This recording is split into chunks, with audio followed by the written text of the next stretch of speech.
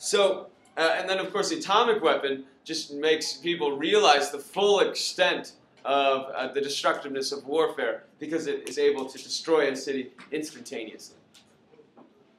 And so the effects of 20th century military technology is war becomes much more deadly, much more destructive, has much higher casualty rates, affects societies, the home front, much more directly.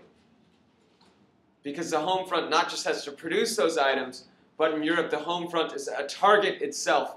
It's a battlefield in the war. But then, after the atomic weapons, perhaps you could argue that the full destructiveness of this technology means that countries will be reluctant to go to war, except when they're going against a country that doesn't have that technology. But then you have to worry about allies. Yeah. Which is why we declare not war.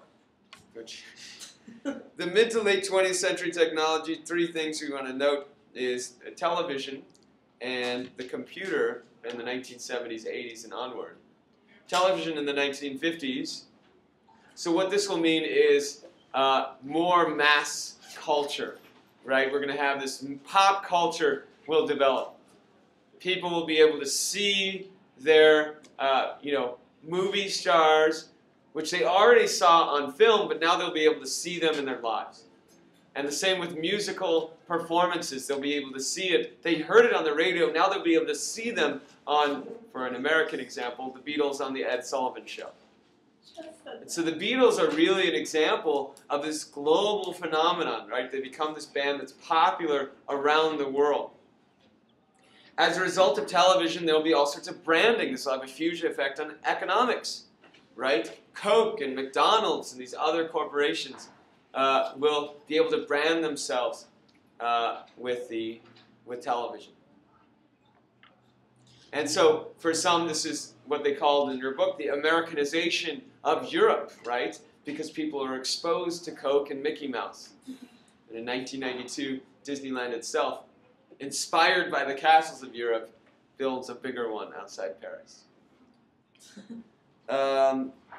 Now, the computer, of course, is the beginning of what some economists and economic historians say is a new era in history.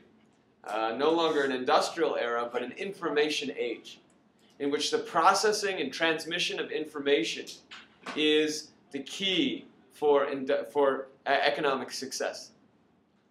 And so the computer will allow for information to be processed, categorized, transmitted, much more efficiently than things ever before. And this allows for what we call today the globalization process. The ability of you to get an X-ray here and have that X-ray read by a cheap technician in another country with the responses, emailed back. The result of this technology is a consumer society, because much of what we'll see in the mid to late 20th century is much of what the economy is producing are consumer items for consumption. Clothes and brands that people can buy. As opposed to what?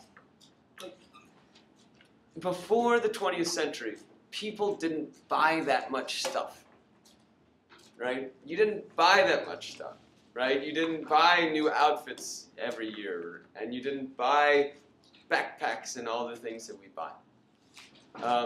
So the first department stores, as we noted, are in the late 19th century, because that's the first time that there's enough wealth that the average people have, and there's a mass production of all these items that people can buy, and so they're put in these stores. I mean, if the economy was like focused on consumerism in the 20th century, what was it focused on, like, earlier? Well, before, the big focus was agriculture. Okay. Before our industrial technology. Just like Survival, yeah.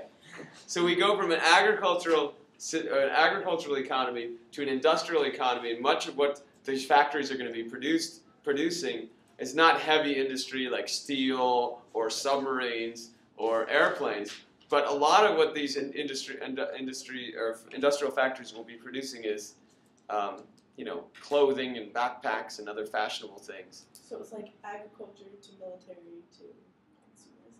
Yeah, consumerism. I mean, consumerism is military and heavy industry and consumer items go hand in hand during the Industrial Revolution, right? But remember, the first sector that undergoes industrialization is cotton textiles, which are, yes, in high demand for military uniforms and stuff like that, and parachutes. But also, no, actually, parachutes would be wrong. I'll have to edit that out. Yeah, 20th century, what are you talking about? You had to have the airplane before you could jump out of it. Jumping off